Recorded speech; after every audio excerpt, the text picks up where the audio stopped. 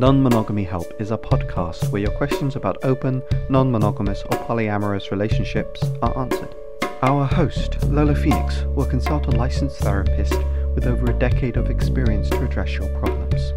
Names and locations have been changed or censored to keep your questions anonymous. You're listening to Non-Monogamy Help, the podcast. Hello and welcome to episode 36 of Non-Monogamy Help. I'm Lola Phoenix. Please send your questions to nonmonogamyhelp@gmail.com and they'll either be read in the podcast or the column anonymously. If you'd like to read the columns and listen to the podcast, you can go to nonmonogamyhelp.com, subscribe to our newsletter by going to go.nonmonogamyhelp.com/email, and follow us on Twitter at nonmonogamyhelp. Usually this is the portion of the intro where I talk about my Patreon, but this week, again, I'm going to encourage you to have a look at my Twitter account for the pinned post, which has a lot of information about educating yourself, suggestions about places to donate, petitions to sign. I would encourage you to look locally at whatever organizations are supporting people to be bailed out for protesting or supporting people locally, and donate to those causes, because there are national and other country organizations you can donate to, but it's always good for you to look more locally. So let's get to this week's discussion question. If this is the first time you're hearing this, every week before I read the letter, I put forth a discussion question that you can use with your friends, partners, metamours, or anyone else you want to get to know a little bit better. I also answer it myself briefly to give you a little bit of context. So this week's discussion question is, what does being quote-unquote in a relationship mean to you? And I think this is a really interesting question because I think people take it for granted a little bit that the concept of being in a relationship is already defined, especially when we grow up in a monogamous-centric culture that sort of teaches us, sorry about the beeps, that teaches us what's called the relationship escalator. And if you haven't heard of the concept of the relationship escalator, I would definitely encourage you to look it up. It's basically the idea that we are given this kind of cultural script to perform a relationship. So, you meet someone, you go on dates, you become exclusive, you move in together, or you get married, and then you have kids, and it's sort of this idea that you're getting to this end point that is desirable for every single person. And we sort of challenge the idea that that is where everyone wants to end up, or that is even desirable for everyone. And obviously, when you are in a polyamorous relationship, you can't really perform the relationship escalator with every single person that you're with, or it may not be preferable. So I think it's always interesting to think about what being quote-unquote in a relationship means. If it doesn't mean exclusivity, what does it mean? Does it mean you consider yourself more responsible for emotional support for that person? I think it's worth thinking about. For me, I think I used to believe that this was more cut and dry than it is, and I think that's because in terms of relationships, sorry, it's really horrible siren noises today, and I'm not gonna shut my window because it's absolutely boiling to me. Anyway, for me, I used to think that it was quite simple, because basically romantic partners were people that I could stand to be around for long stretches of time without getting really agitated, because I don't tend to enjoy being around people. Jeez H fucking Christ. That is so loud and so annoying. I am deeply sorry. So yeah, but as I've made different friendships, and I've had different friendships in my life, I've realized that there are friends that I have that I can totally be around all the time, and really, really close friendships that I had that I actually felt like if I could live with this person as a friend for the rest of my life, I may not even need another romantic relationship. So yeah, it's things like that. What does being in a relationship mean to you? How do you define your romantic partnerships as separate to your friendships? And is there a big separation? Is there not a big separation? I think that's always something that's worth talking about especially with people who you would consider your partners. I am so dealing with a lot of background noise today, and I'm so apologetic for that. Sorry, y'all. So yeah, let me just repeat the discussion question. What does being in a relationship mean to you? And before I get to the letter, again, I really encourage you all to head to the Twitter account. You don't have to follow the Twitter account, it's not about that. Holy moly. I really don't want to have to re-record this because this is like the second time I've done it. Anyway, please go to the Non-Monogamy Help Twitter account. You don't have to follow it. The first pinned tweet is a very, very, very long list of good information that you should read and share with the people that you know. So don't just discuss... Jeez. It's Siren Day, apparently. I'm so sorry. Okay, no, it's fine. Yeah, don't just discuss what being in a relationship means, also discuss what's happening in the world and how you can fight and end white supremacy, because that's really important. And as I said in my last episode, if you can read a bunch of stuff about non-monogamy and polyamory and how to have a good polyamorous relationship, then you should also be interested in reading things about ending white supremacy and challenging racism, because that's important. And if you don't think it's important and you aren't going to listen to that, then don't listen to my podcast or read my column. Let me reiterate that one more time. So anyway, let's get to this week's letter.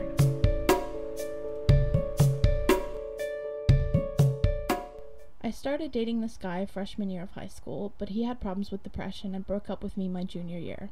Even though we broke up, we continued to date. We would see each other as often as we could, and we'd talk as much as normal, and we even had sex for the first time, both of our first times.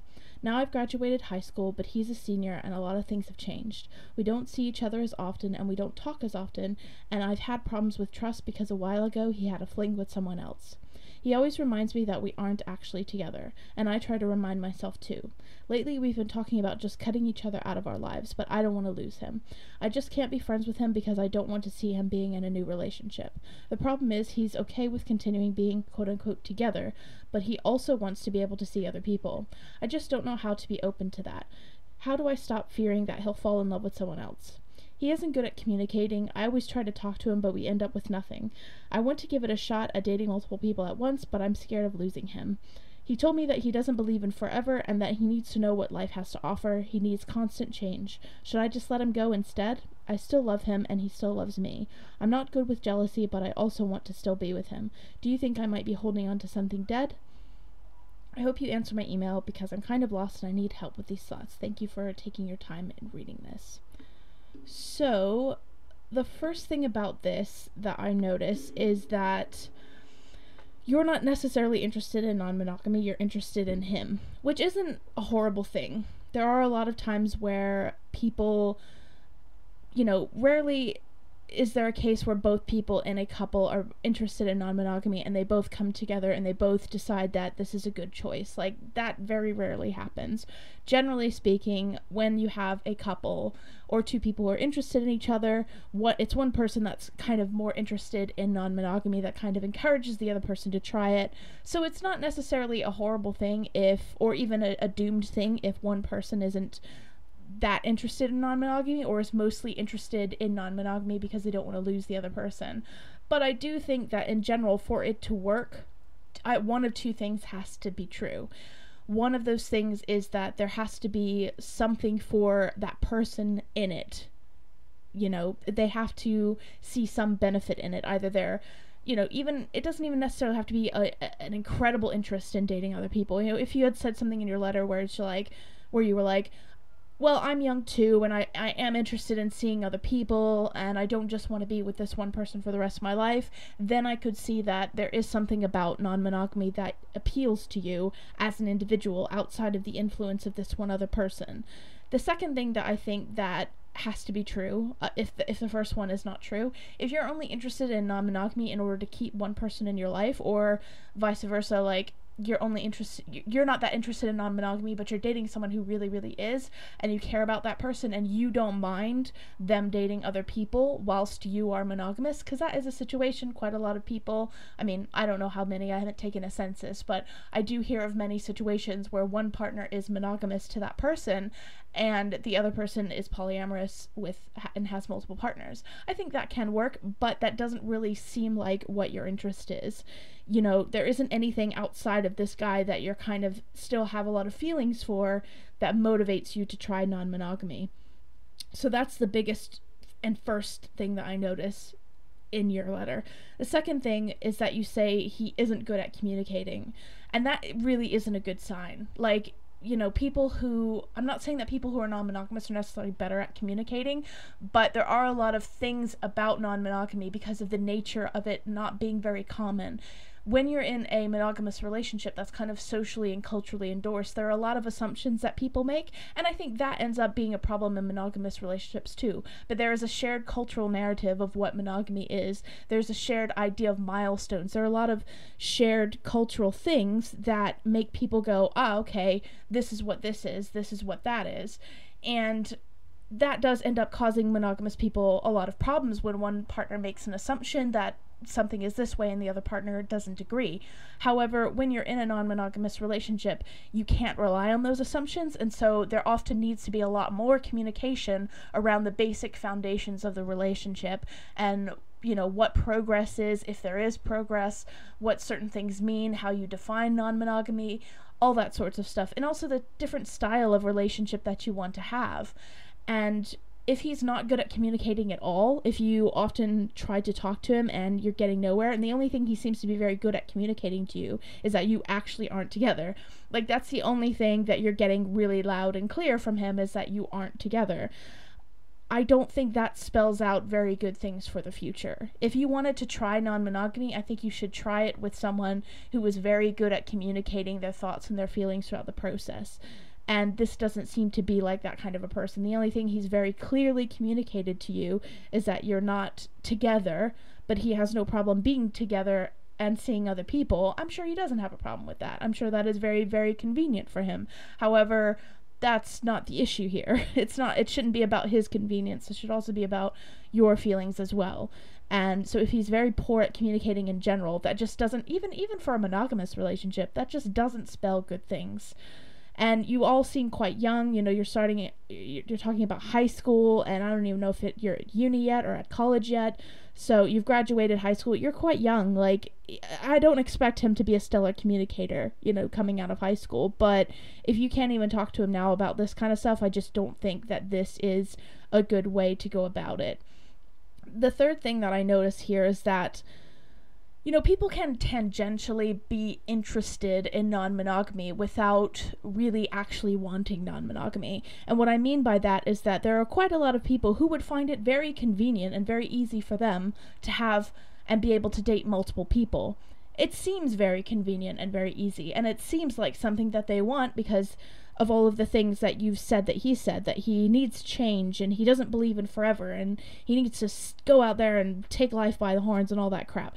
That's very well and good. However, when you look at it on the outside and you think that non-monogamy is just about being able to sleep with multiple people all, you know, while no one gets mad, that's really not what non-monogamy is. I don't really think that he wants non-monogamy. I just think he doesn't want to have to commit to anybody, and he doesn't want to actually have a relationship where he needs to do some emotional labor for somebody else. That's what he wants. He wants to be able to come and go as he pleases, which isn't necessarily what non-monogamy is. I mean, there are quite a few people who would be absolutely fine with no strings attached sex and all that kinds of stuff, and that's fine. I'm not saying that's not a valid thing to want, but what I'm saying is that that's definitely not what you want, and that's definitely not what polyamory is in particular. It's usually about having multiple relationships, and a person who is afraid to commit to one relationship isn't kind of gonna be able to commit to multiple relationships. That's not how it works. So in general, I think that yes, you are holding on to something dead. And I don't think that that is out of character, to be quite honest with you. I mean, you've just graduated high school. This guy represents a lot for you. This is like, you know, this is the first person you've slept with, you know, it's someone that you still have quite strong feelings for, and that is very, very understandable. It's totally understandable that you would want to make this work, because someone that you have a familiarity with, someone that you have all of this history with, is a lot less scary than a brand new person.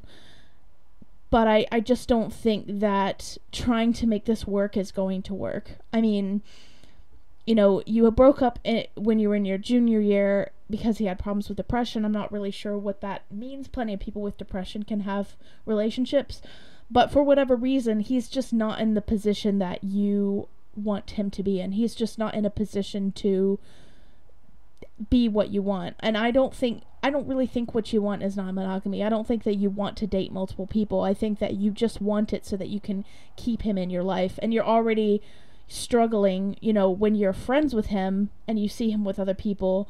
I don't think that situation's going to be made any better than, you know, if you're together and he's also with another person. Like, I think that's just going to make it worse. I don't think that's necessarily going to improve over time. I mean, yes, you could work on jealousy, you could work on, you know, examining your assumptions about your fear that he's going to leave you. You know, you could work on that. But I think at the end of the day, there's no real point in doing all of that work for someone who is making it quite clear, even though he's bad at communicating, he's still making it quite clear that he doesn't want the things that you want in a relationship. He doesn't want to settle down.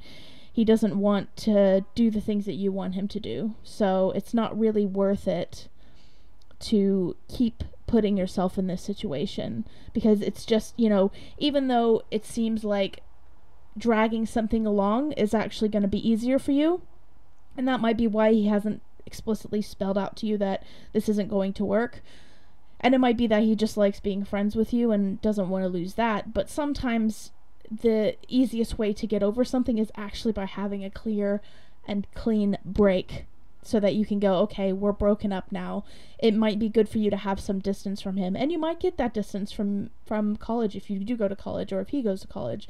You might get that distance. But you know, you need to have some of that distance away from him, because I think that there's a lot of emotions here. There's a lot of, you know, love that you have for this person that, you know, that you still are holding on to because it's comfortable in a way. But I think at the end of the day, it's going to be not that comfortable for you if you keep holding on to it. So yeah. To kind of sum up, I don't think that you're interested in non-monogamy, really. I think you're just interested in keeping him in your life. And while I can understand why you would want to do that, I don't think it's, in the end, going to work out. Secondly, if he were good at communicating with you, it would be one thing for you to consider trying an open relationship or some form of non-monogamy. But the fact that he's not good at communicating his feelings to you, that doesn't spell very good things for even a monogamous relationship. And last but not least, him not wanting to commit to you isn't really the same as wanting multiple relationships. Usually people who don't want to commit to one relationship would probably also struggle to commit to multiple relationships. And I don't think that that is something that he's really interested in. And I think as well, if you're already struggling in terms of seeing him with other people, I don't think that giving him permission to do that so that he stays with you is really going to help the situation. You're so young. You're going to find other people. You're going to get over this. It's really hard. I know personally for me, the first kind of huge relationship that I had in terms of, you know, impact in my life, and this person being someone that I actually loved, I tried as hard as I could to keep hold of that, so hard. And I think that in the end it made it worse for myself a little bit, which wasn't the other person's fault. It was more just me. I just wanted to keep this person in my life. And I think that in the end that just made it that much harder when it was quite obvious to me that they couldn't stay in my life. So yeah, I think it's best, you are kind of holding on to something dead, and it might be best to give yourself some space from him. Give yourself some time, get used to being alone, you know, learn how to be alone. I think that's probably the most healthy thing that a person can do when it comes to relationships is actually learning how to be alone, because so many people end up in not great relationships because they're scared to be alone. And if you can learn how to be alone and how to be fine with being alone, that could actually be hugely beneficial for you. So I think that's the route you should go, rather than trying non-monogamy just to make this person happy, or just to basically give this person permission to cheat. That would probably end up making you a lot happier to separate and learn how to be single and be happy to be single for a short period of time, and find someone else later down the line if that suits you. I hope that helps, and good luck.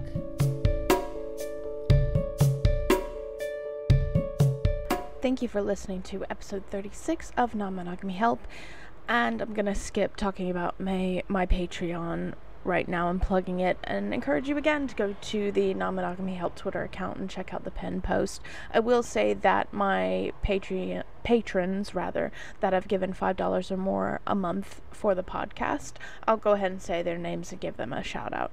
Laura Boyling, Chris Albery Jones, Duke, and James Wartell. Thank you to those people. And yeah, just another reminder, stuff is still happening. It's really, really important to continue to educate yourself, continue to plug these things, and yeah, please do that. And last month I did give all of my Patreon earnings I divided it between multiple organizations. I probably am going to do that again for June. Just so you know, generally speaking, even though I say that my Patreon money goes towards, the costs of running the podcast, I do tend to donate it because there's always something that comes up, but I'm explicitly donating this month's, or rather May and June's, Patreon earnings to organizations fighting for racial equality and justice. So I encourage you to do that as well. And you'll hear a new column next week and another podcast in a fortnight. Thank you for listening.